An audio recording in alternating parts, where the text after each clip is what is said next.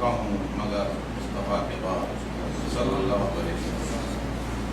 सफ़र में रास्ते गुम हों, रिदाए गुमरही कितनी ही मैली हो, गमों की धूप फैली हो, उसे कोई कहीं जिस वक्त जिस हाल में आवाज़ देता है वो सुनता है, बहुत ही मेहरबान है, रहम करता है, वही सच है, हमें सच बोलने का हुक्म देता है, तो उसको याद करते हैं, उसी के नाम से आगाज़ करते हैं।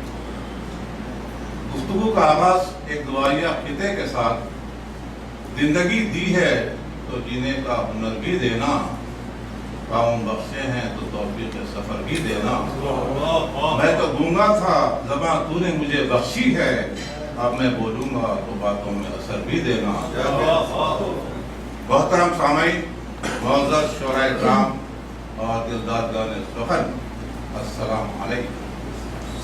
बेहद मसरत है कि मैं अरबाब इल्म के दरमियान मौजूद हूँ, लेकिन साथ ही मुझे खौफ खाया जा रहा है कि मैं न सिर्फ अदावर अदबी हस्तियों के दरमियान मौजूद हूँ, बल्कि कुछ कहने की जसारत भी कर रहा हूँ। आज की इस वनीरी शाम में नखलिस्तान सुखन की जानिब से आप तमाम का इस्तकबाल और तमाम अहले कलम हज़रात को खुशामदीद, जो अपने कलम में एहसास की रोशनाई भरकर फिरता से दिल पर लिखते हैं और समातों के जरिए दिलों में उतर जाते हैं। नखलिस्तान सुखन 2003 से उर्दू की खिदमत के लिए सरगर्म अमल है। ये अदबी ज़ौक़ की आबियारी कर रहा है और उर्दू के गिरसले आबदार को मज़ीद आबदार करने की कोशिश में लगा हुआ है। मिंतक़े शर्क़िया इल्म अदब का गहवारा है। यहाँ की मिट्टी ज़रख़ेज़ हो या न हो, लेकिन यह खित्ता मरदूम खेज़ ज़रूर है। यहाँ के उर्दूदा तबके में मोहब्बत, मुरव्वत, हलावत और इल्म अदब की लताफ़त है। आज की शाम शेर व सुखन की महफिल है और अहले इल्म की एकजाई भी उर्दू के ताल्लुक़ से मुख्तसर गुफ्तगू, फिर महफिल का बाकायदा आगाज़ इंशाअल्लाह। ज़बान की जोग्राफियाई हदें नहीं हुआ करती, वरना ज़बानों की हदों का तयन किया जा सकता है। जिस तरह महकती खुशबू और मचलते पानी को जोग्राफियाई हदूद में मुक़य्यद नहीं किया जा सकता, उसी तरह ज़बान भी किसी एक खित्ते या किसी एक मुल्क में मुक़य्यद नहीं रह सकती। उर्दू जो कभी बर-ए-सग़ीर की ज़बान हुआ करती थी, बहुत ही कम अरसे में बर-ए-सग़ीर से निकलकर मशरिक़-ए-वस्ता, यूरोप और अमेरिका गलत सारी दुनिया में तेज़ी से फैल रही है। इस तेज़ रफ्तार फैलाव में मुशायरों का बड़ा दखल है।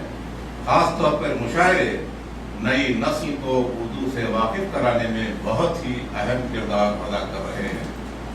उर्दू के फ़रोग़ और उसकी तहज़ीबी रिवायात की तरवीज व इशाअत में मुशायरों की अहमियत व इफ़ादियत से इनकार नहीं किया जा सकता। मुशायरे हमारी अदबी रिवायात में एक संग मील की हैसियत रखते हैं। ये बड़ी खुश आइन बात है कि आज के दौर में बेपनाह मसरूफियात के बावजूद उर्दू ज़बान के शहदाई उर्दू ज़बान की तरक्की में न सिर्फ हिस्सा लेते हैं, बल्कि बनफ्स नफीस शिरकत फरमा कर शोराए किराम की हौसला अफजाई करते हैं। हाज़रीन महफिल, यह एक मुसल्लमा हकीकत है कि हर ज़बान अपने बोलने वालों के लिए निहायत अहम और मीठी होती है, क्योंकि उनकी मादरी ज़बान होती है। लेकिन उर्दू एक ऐसी ज़बान है जो मुख्तलिफ ज़बानें बोलने वालों को जोड़ने में नुमाया काम अंजाम देती है। ये ज़बान की शीरीनी ही है जो ऐसे लोगों के दिलों को भी मोह लेती है जिनकी मादरी ज़बान उर्दू नहीं है। उर्दू के नामवर तंज़ मिज़ाज निगार मुस्तफ़ा हुसैन अपने एक मज़मून में यूँ रहमतराज़ हैं। दिल्ली के मशहूर लेडी श्री राम कॉलेज की शोर आफाक प्रिंसिपल मीनाक्षी गोपीनाथ, जिन्हें उर्दू ज़बान से बेहद रग़बत है, केरला से ताल्लुक़ रखने के बावजूद उर्दू तहज़ीब में कमर कमर नहीं बल्कि गले गले डूबी हुई है। हालिया खबर के मुताबिक बान की मून सेक्रेटरी जनरल अक़वाम मुत्तहिदा हिंदुस्तान की बावक़ार यूनिवर्सिटी جامعہ ملیہ اسلامیہ سے ڈاکٹریٹ کی اعزازی ڈگری لیتے ہوئے اپنی تقریر کا آغاز اردو کے اس جملے سے کیا: میں یہاں آ کر بہت خوش ہوں۔ ان کا یہ جملہ اس بات کا اظہار کرتا ہے کہ یہ زبان غیر اردو داں طبقے کو بھی متاثر کرتی ہے۔ اردو اپنی شیرینی، عوامی مقبولیت، حسن الفاظ اور معنی آفرینی کے اعتبار سے دنیا کی صفِ اول کی زبانوں میں شمار کی جاتی ہے۔ ادبی اجتماعات اور مشاعرے کسی بھی زبان اور تہذیب و ثقافت کے لیے ایک اثاثہ ہوتے ہیں۔ یہ زبان و ادب کی روشنی کا وہ منبع ہے جو ہماری روشن روایات کا پتہ دیتے ہیں اور اردو کے تابناک مستقبل کے لیے روشنی کا سرمایہ بھی عطا کرتے ہیں۔ ایسی ادبی نشستوں سے نہ صرف ادبی ذوق کی تسکین ہوتی ہے بلکہ فہم و ادراک کے در بھی واہ ہوا کرتے ہیں اور اپنی زبان سے وابستگی کا احساس بھی تازہ ہوتا ہے۔ انٹرنیٹ کے دور میں بھی اردو تحریر کا ایک منفرد اور لطیف احساس اپنی جگہ برقرار ہے۔ بڑی معذرت کے ساتھ سماعتوں کی نظر کرنا چاہوں گا کہ مشاعروں کے انعقاد سے اردو زبان کے شعراء اور سامعین میں اضافہ تو ہو رہا ہے، لیکن نئی نسل میں اردو زبان کے قارئین کی تعداد میں کمی ہوتی جا رہی ہے۔ اردو پڑھنے لکھنے والوں کی تعداد میں کمی اردو ادب و شاعری کے معیار پر اثر انداز ہونے لگی ہے۔ قارئین کا کم ہونا زبان کی بقا کے لیے خطرے کی ایک گھنٹی ہے۔ شاید ایسی ہی صورت کے لیے یہ شعر کہا گیا ہو: بولتے سب ہیں اسے پڑھتا نہیں ہے کوئی، حضرت میر یہ تم کیسی زبان چھوڑ گئے۔ اردو کی نئی نسل کو مخاطب کرتے ہوئے مشہور شاعر جاوید اختر نے کہا ہے: کون سا شعر سناؤں میں تمہیں سوچتا ہوں، نیا مبہم ہے بہت اور پرانا مشکل۔ اپنے بچوں کو ترقی کی دوڑ میں حصہ لینے کے لیے جتنے چاہیں علوم سے برہمن کروائیں، جتنی چاہیں بین الاقوامی زبانوں سے متعارف کروائیں، لیکن بچپن ہی سے ان کو اردو کی مٹھاس کی لذت سے آشنا کرواتے رہیں تاکہ جب وہ بڑے ہوں تو اپنی زبان سے ناواقفیت پر شرمندہ نہ ہوں۔ جی چاہتا ہے کہ اہل دانش، صاحبان علم اور اہل زبان سے گزارش کروں کہ اردو پڑھو، اردو لکھو اور اردو بولو کی تحریک پھر سے شروع کریں، لیکن یہ سوچ کر چھپ کر جاتا ہوں کہ میں کیا اور میری آواز کیا۔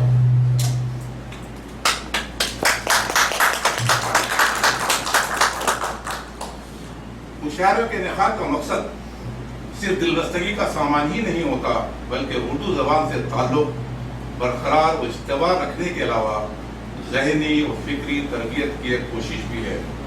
دامن اردو کو زرخیز کرنے میں مشاعروں کی ثقافت نے کلیدی کردار ادا کیا ہے۔ مختلف شعراء کا کلام ہمارے لیے کبھی تفسیر زندگی ہوتا ہے تو کبھی ترتیب زندگی اور کبھی تدبیر زندگی تو کبھی تعمیر زندگی۔ گویا کبھی تفسیر زندگی ہوتا ہے تو کبھی ترتیب زندگی اور کبھی تدبیر زندگی تو کبھی تعمیر زندگی۔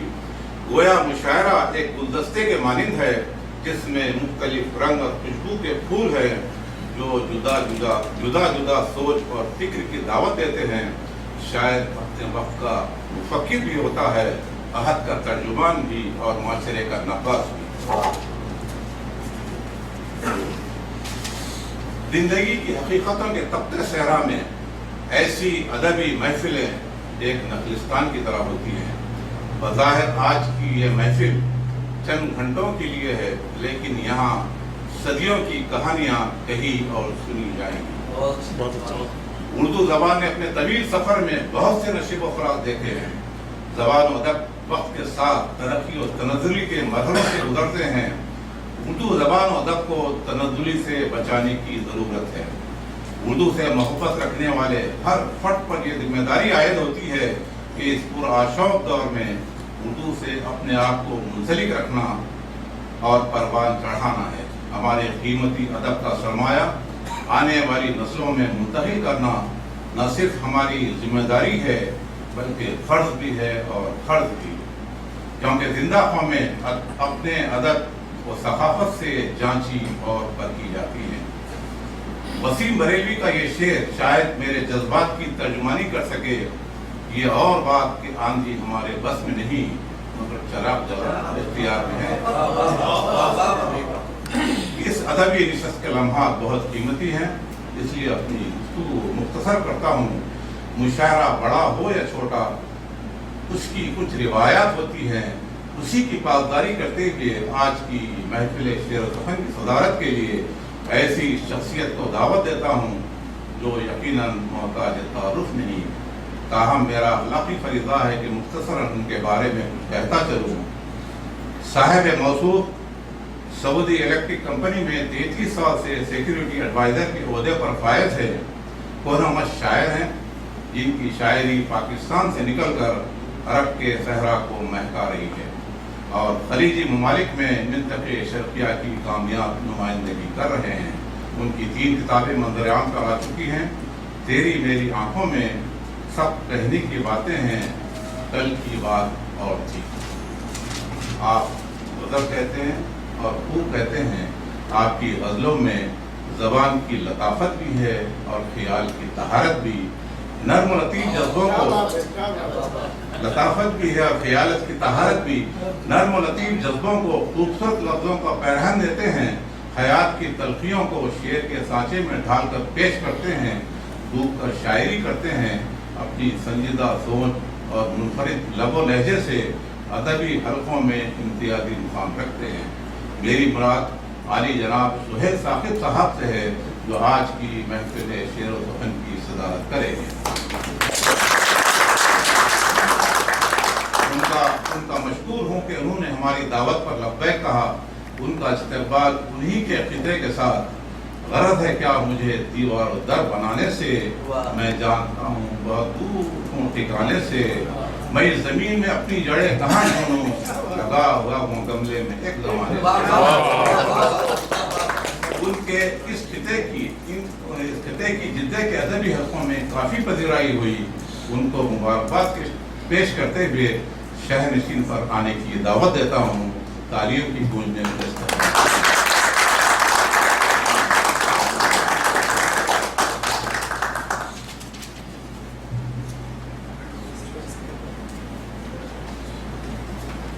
آج کی نشست کے پہلے مہمان خصوصی ہیں عالی جناب محترم ڈاکٹر شعیب اکرامی صاحب۔ یوں تو ہر مہمان اہم ہوتا ہے، لیکن جب اس کے ساتھ خصوصی کا لاحقہ لگ جاتا ہے تو وہ بے حد اہم ہو جاتا ہے۔ اور پھر ڈاکٹر صاحب تو دمام کے ادبی حلقوں کی جانی مانی شخصیت ہیں۔ آج کی محفل میں جو لوگ ڈاکٹر صاحب سے ناواقف ہیں ان کے لیے کہتا چلوں کہ وہ نثر کے میدان کے شہسوار ہیں۔ اردو کی طرح عربی زبان پر بھی عبور ہے۔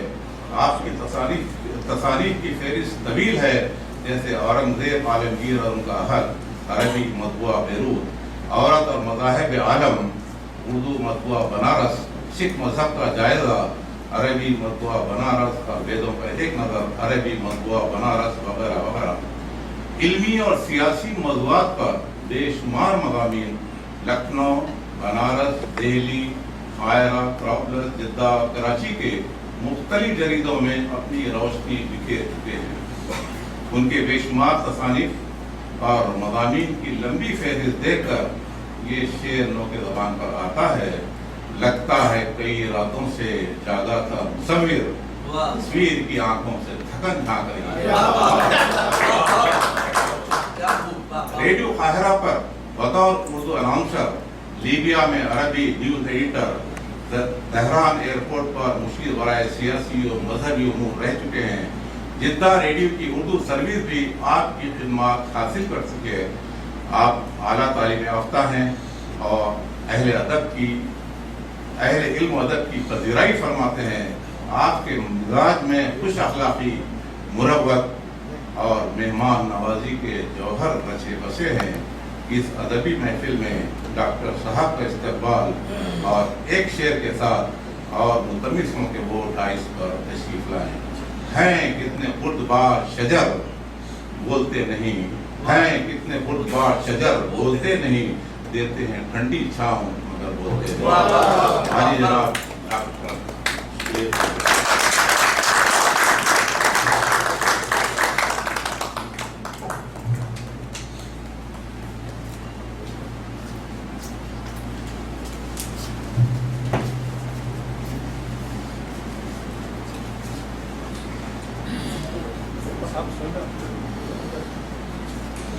آج کی اس محفل کے دوسرے مہمان خصوصی ہیں عالی جناب نعیم جاوید صاحب۔ یوں تو کئی لوگوں کے نام نعیم ہوا کرتے ہیں اور کئی لوگوں کے نام جاوید، لیکن جب یہ دونوں نام یکجا ہوتے ہیں ادب کے افق پر ایک ستارہ چمکتا ہے جس کو لوگ نعیم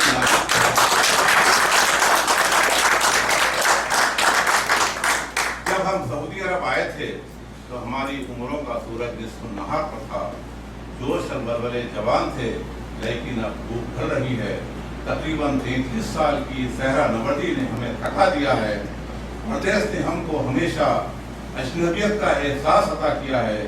اسی احساس نے شاعر و نثر نگار کے قلم کو جنبش دی اور دل کا درد قلم کی زبان سے صفحہ قرطاس پر منتقل ہوتا گیا۔ ایسے ہی قلم کاروں میں نعیم جاوید صاحب ایک منفرد اور مخصوص مقام رکھتے ہیں۔ یہ صرف پڑھے لکھے ہی نہیں بلکہ وریشیس لیڈر ہیں۔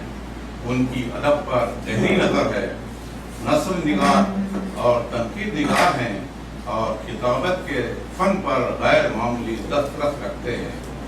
افکار کی بلند پروازی رکھنے والے لفظوں کے سوداگر ہیں۔ ان کے پاس زبان کا جادو بھی ہے اور خیالات و موضوعات کی ندرت بھی۔ شاعری کا بھی شغف رکھتے ہیں، نہ صرف اردو بلکہ انگریزی زبان پر بھی یکساں قدرت ہے۔ مشاعروں کی نظامت ایک مخصوص انداز میں انجام دیتے ہیں۔ ہدف کے بانی اور ڈائریکٹر ہیں۔ Urdu toast master club Dammam جو کہ دنیا کا پہلا ٹوسٹ ماسٹر کلب ہے اس کے صدر ہیں۔ اس کے علاوہ کئی ادبی انجمنوں سے ان کی وابستگی اس بات کی غمازی کرتی ہے کہ اردو ان کا اوڑھنا بچھونا ہے۔ اردو درس و تدریس کا ایک نیا سلسلہ بہت ہی حسین اور دلکش انداز میں شروع کیے ہیں جو قابل تحسین ہی نہیں قابل تقلید بھی ہے۔ وہ آج کی محفل کے دوسرے مہمان خصوصی ہیں۔ ان کا استقبال ایک شعر سے کرتا ہوں اور التماس کرتا ہوں کہ وہ شہر نشین پر تشریف لائیں۔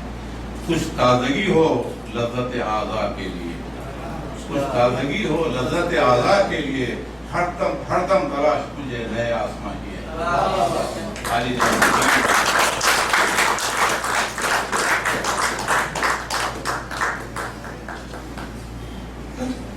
کلکتے کے جناب ثقلین حیدر جو ایک مشہور ناظم مشاعرہ ہوا کرتے تھے، انہوں نے کہا تھا کہ مشاعرہ ایک تپائی کے مانند ہوتا ہے جس میں شعراء، سامعین اور ناظم مشاعرہ کا حسن امتزاج ہونا ضروری ہے۔ آج کی محفل میں شعراء اکرام بھی معیاری ہیں، باذوق سامعین بھی اور کامیاب ناظم مشاعرہ بھی۔ اس طرح سے آج کی یہ شام ان سب کا ایک حسین امتزاج ہے۔ ایک بار پھر تمام حاضرین کو خوش آمدید کہتے ہوئے ناظم مشاعرہ سید شیراز مہدی ضیاء کے ذمے یہ بھاری ذمہ داری ایک شعر کے ساتھ۔ وہ تو کا مسافر ہے یہی پہچان ہے اس کی، جہاں سے بھی گزرتا ہے سلیقہ چھوڑ جاتا